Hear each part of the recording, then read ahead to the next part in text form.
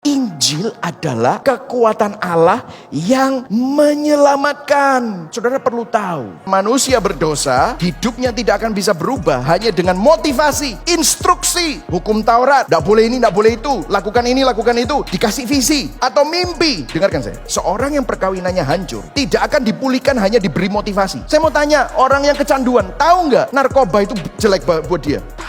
Orang yang korupsi, tahu nggak kalau korupsi itu ada konsekuensinya? Tahu ya? Kenapa dia tetap melakukannya? Nggak punya power untuk berhenti dari kecanduannya. Karena dia dibelenggu menjadi budak dosa. Seorang yang hidupnya patah semangat, belum tentu bisa memiliki semangat baru. Hanya diberi motivasi, instruksi. Seorang yang hatinya penuh dendam dan kepahitan dan hidupnya penuh dengan dendam dan benci, belum tentu bisa mengampuni, hanya diberi motivasi untuk mengampuni, instruksi, cara untuk mengampuni, visi atau mimpi. Kalau mengampuni itu enak loh, bebas dari kepahitan. Yo wis seru, aku sudah tahu, tapi tidak punya kekuatan untuk melakukannya. Halo, saya buka ini supaya Anda tahu kalau dengerin khotbah.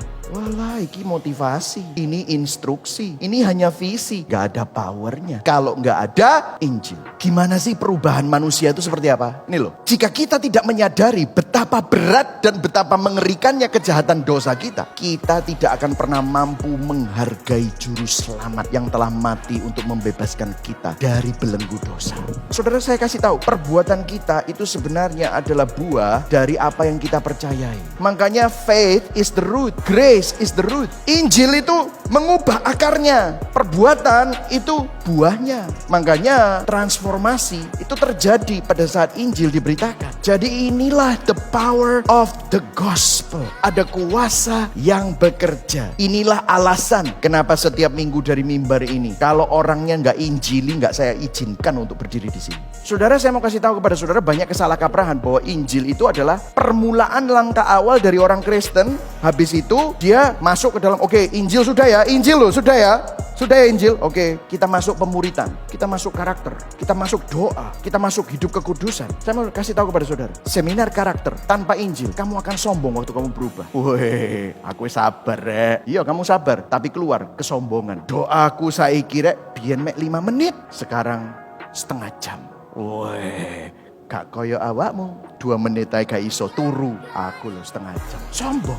Makanya agama akan membuat kamu sombong, bangga akan apa yang kamu lakukan. Tetapi Injil membuat kamu bangga apa yang Yesus sudah selesaikan.